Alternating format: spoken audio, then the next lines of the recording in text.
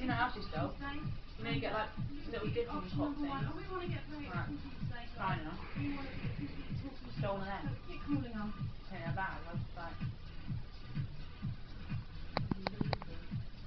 What is this?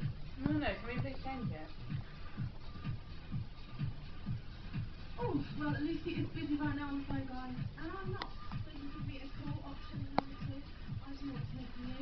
Remember, at 4, you're going to have to... What, you're just going to chat to her? Day chat's called. Live from London. Why did you phone it? Chat to our on-air personalities. Oh, do you reckon I can get 3 minutes for that? Not that I want you to phone it, but... You wouldn't get a free to an 0900 number, I don't think.